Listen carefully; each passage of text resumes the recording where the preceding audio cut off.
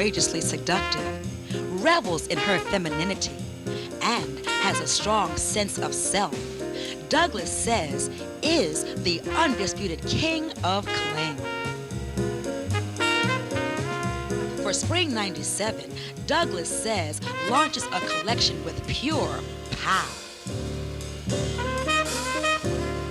A celebration of the feminine form, Douglas says dresses in soft, skin-clinging jersey radiate sizzling sex appeal.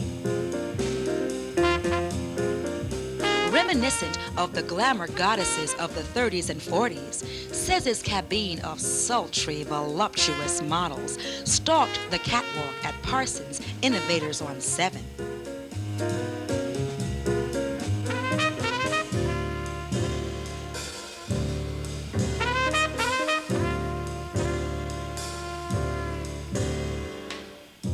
If you're a woman who craves to madden, you'll love yourself in a Douglas Says design. The important colors for this collection are deep, dark chocolates, richly swirled in pinks, limes, tangerines,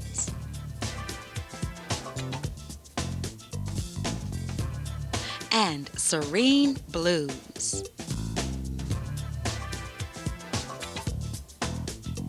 The tailored yet easy allure of pants also made an appearance in this collection. Functional yet glamorously appealing, Says presented classic shapes interpreted anew. Taking the hard edge off the traditional menswear suit, Says redefines shape, form, and fit.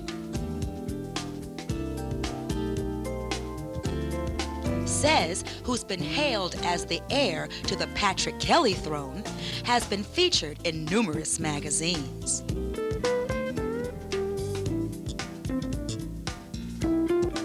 His celebrity clients include Angela Bofill, Tukey Smith, Roshumba, and the group SWV. Says, who began designing at age 17, attended the Traphagen School of Design and the Fashion Institute of Technology in New York. A staunch community activist, Says is developing a fashion museum, which he calls Extensions. The New Jersey-based museum will house one-of-a-kind garments and fashion creations by more than 100 local designers. As Says points out, the museum will be a living testament to the talent and inventiveness of these fashion forerunners, and can serve to inspire area youth who want to follow in their footsteps.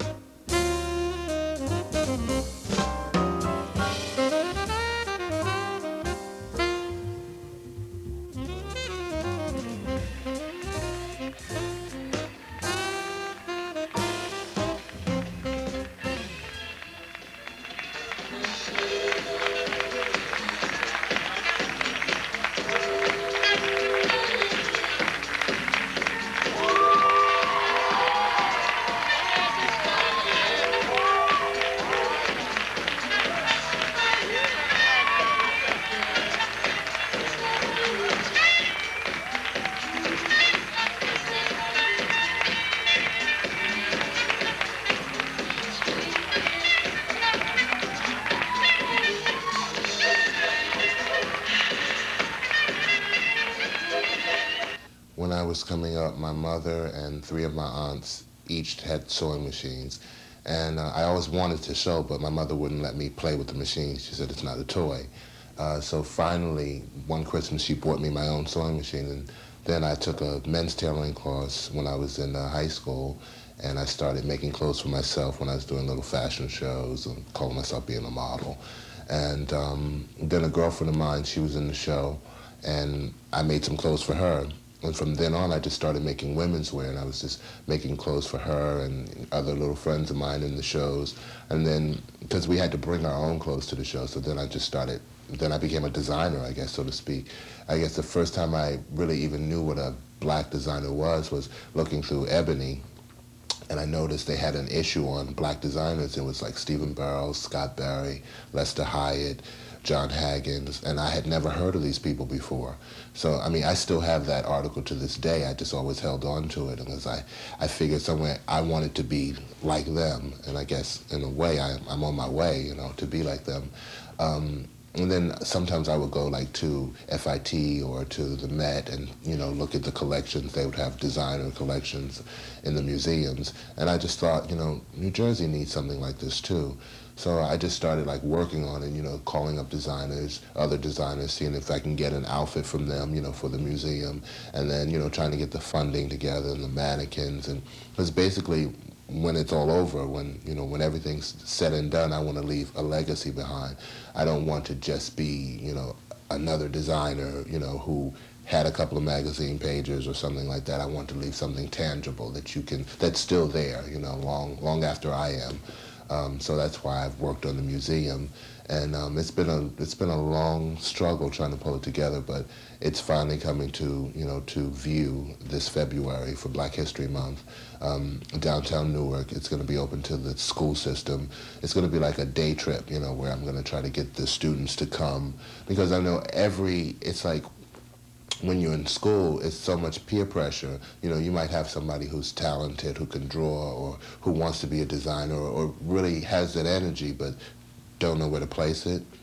And, but with the peer pressure, you don't do it. You stay away from it because you don't want to be called this or that.